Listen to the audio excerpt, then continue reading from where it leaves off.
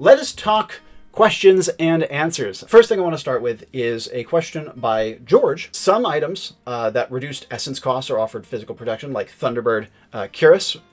The wording was removed in the errata. What is the reason behind it? That's a great question. So physical protection is going to be treated differently, and protection in general is being treated differently in V2. Armor in real life is obviously protective.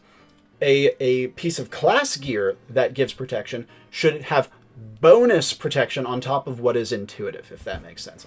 So, for example, the Cuirass, and this is not in the errata currently, I don't believe, but it is going to be something in V2. The Cuirass, for example, is going to have boosted physical protection, because obviously it already does, but now it will just do it more. In terms of the essence cost mechanic on the Cuirass thing in particular, that is because the mechanic didn't feel like it fit.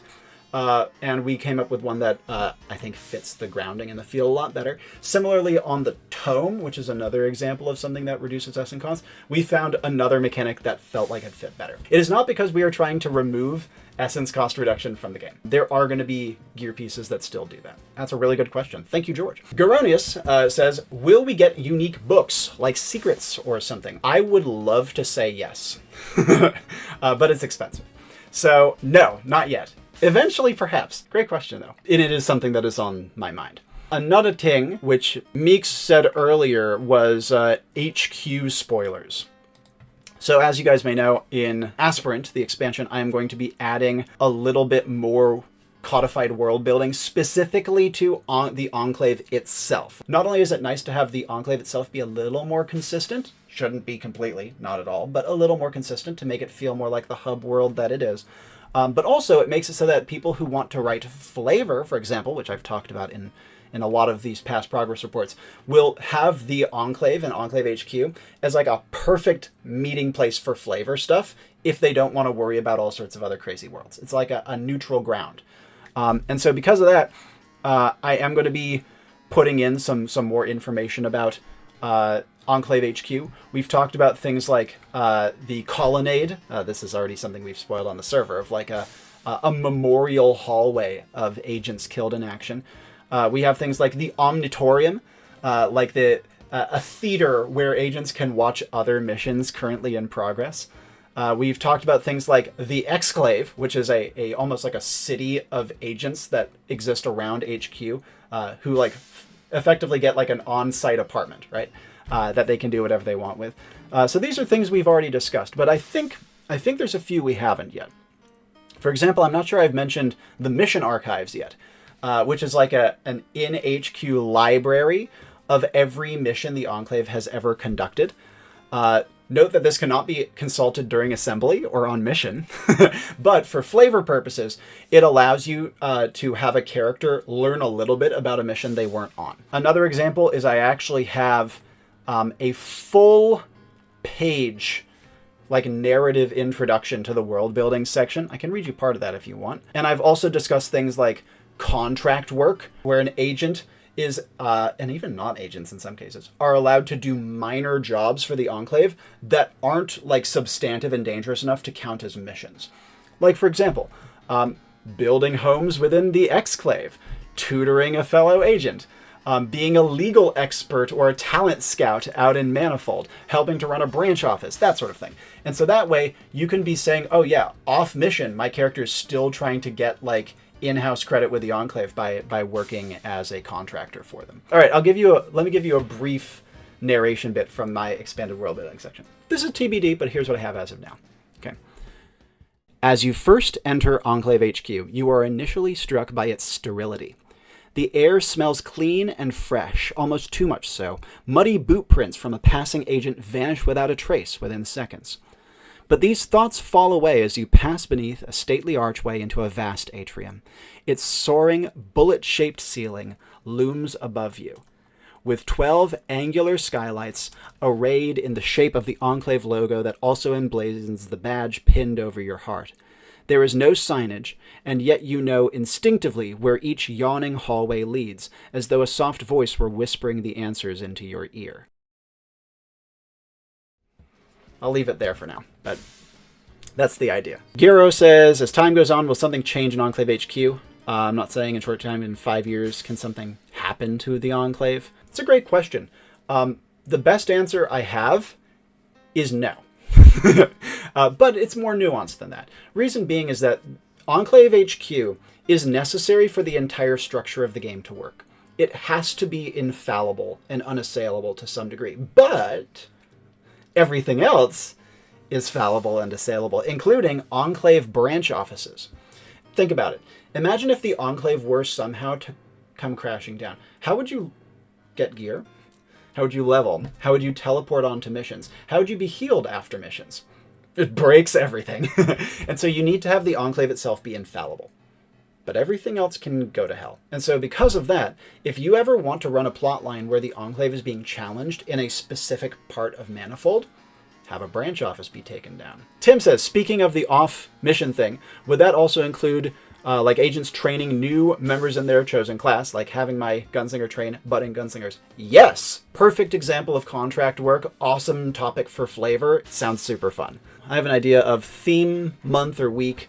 I see. I see what you mean. So we've done things that are kind of similar. We actually once put out a video where I gave the same conduits, or like a group of conduits, the same set of focus words, and they all came up with missions. And it was really fun to see how different they were. So I could see doing something like that where we say, oh, we're doing a special event. Everyone who conduits is getting the same set of focus words. They must design in private, and they host for like a different group of people each, and you see what happens. That could be kind of cool. Maybe I could see doing something a little past that, but it would take something pretty special to make me do so. Okay, in that case, I will share with you guys one final thing. As you guys know, Enclave's been around for a long time. We just passed the 12th anniversary. That is incredible. 12 years ago, on September 25th of 2013, I hosted the first recognizable proto-Enclave mission in its earliest pre-alpha days. And part of the thing with Superlatives is I wanted to kind of resurrect this old tradition where we went through our favorite moments of the year. And it's been wonderful reading all of yours. They have been incredible, and I've loved every second of it. But I wanted to show you something kind of cool, a relic from Enclave's past. I used to put out a yearly top 12 of my favorite missions of the year. And I did this since year one. And I wanted to read for you guys some of the entries from these old top 12s to kind of show you where the game has come from, I suppose. Give you a little bit of a look into some of these old missions and what they were like. And I suppose give a small peek into the depths of the game's history and how far we've come, I suppose. I've chosen 3 of these entries to read from you. And of course, I've obviously put out a video with my own superlatives for Enclave as we know it now, what I would call Enclave as released, rather than the alpha and the proto-Enclaves. But even so, here's what I got. From year 4 of Enclave, the number 2 on my list was called Jim and the Spoder. Fucking name, man. It was based on an accent that an NPC have, where he pronounced spider as spoder every time. So here's the description. A giant spider is on the loose in a dry, high-altitude backwoods area. A low-level Enclave squad is called in to help a group of local ranchers bring down the beast. Unfortunately, the ranchers' relations were strained by long-born rivalries and feuds, not to mention fear. I should note, by the way, I'm reading verbatim from what I wrote fucking 8 years ago. And here's my kind of analysis of why I liked it. This mission was fast. In just 2 hours, that used to be an accomplishment, by the way, it managed to convey great tension, a bit of levity, and social problem solving, plus a tense combat scene, meaningful character development, and some damn fine play from both players involved. They did an excellent job of keeping a very tricky group together, all while guiding them toward a terrifying goal that none of the ranchers involved wanted anything to do with. I think that this was, without question, my best acted mission of the year, perhaps of all time, featuring one of the most intense character exchanges I can remember with the titular Jim. To cap it all this was brought out by a single threat that would be trivial to many Enclave agents, a single spider, about the size of a big dog. That was my number 2 mission of the year in 2017. Here's another one. From year 2, my number 3 spot of that year was a mission called Playing Pieces. The owner of a cursed game board has hired an Enclave squad to win back his wagered soul from the malevolent spirits within. Entering the game as playing pieces, each agent was moved around with the other pieces in an engaging game of strategy, skill, and of course plenty of cheating. They won the day in the end, but only following some of the best fight sequences that Enclave yet had the pleasure of witnessing. I still love this premise, by the way. Quick summary of it.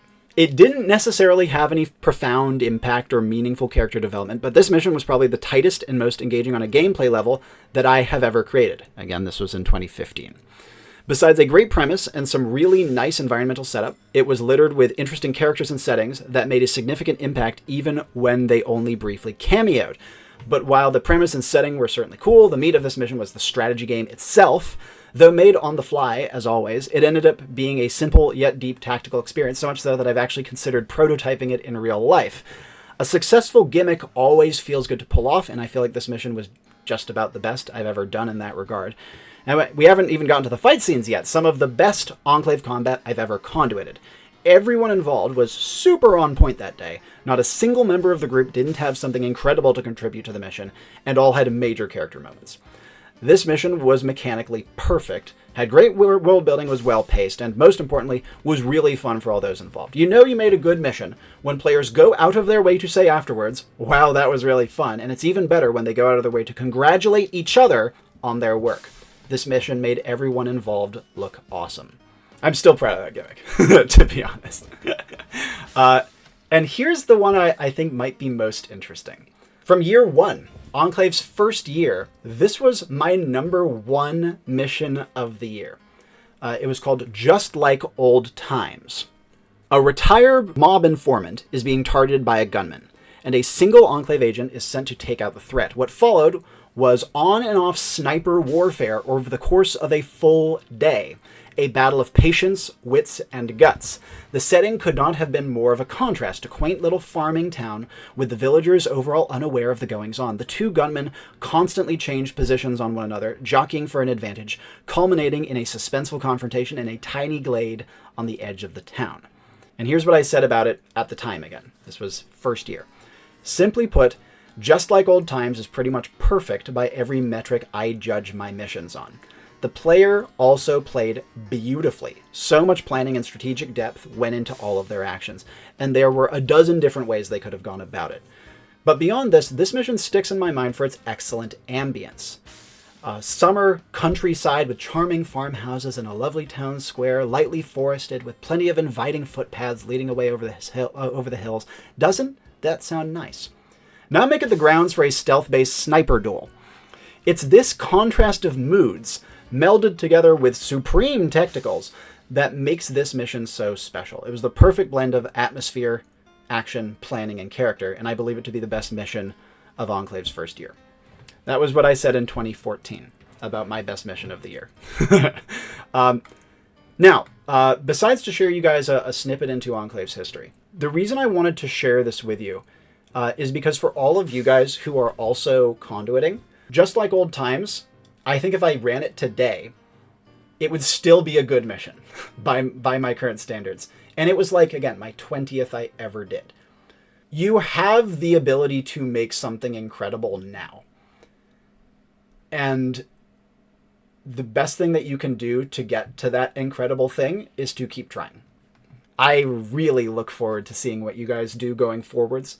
I look forward to seeing where Enclave goes. Something I've been asked by a lot of people, especially in interviews or after con events and things is, well, is Enclave a good game or are you a good host? And I think that the answer I can say more firmly now is that it's a good game because you guys are good hosts. Even if I never hosted another mission again, the game would not only survive, it would thrive because you guys are very good at what you do. So thank you. I really appreciate it. And happy Enclaversary. And that's all. That's all we have for now. Thank you guys for bearing with me through the progress report, Q&A, and this little bit of reminiscence. I hope it hasn't been too much. I really appreciate your support of the game. Next month is the launch. I'm terrified, but I hope you're excited, and I hope you get a lot out of it when it comes. Until then, ciao for now.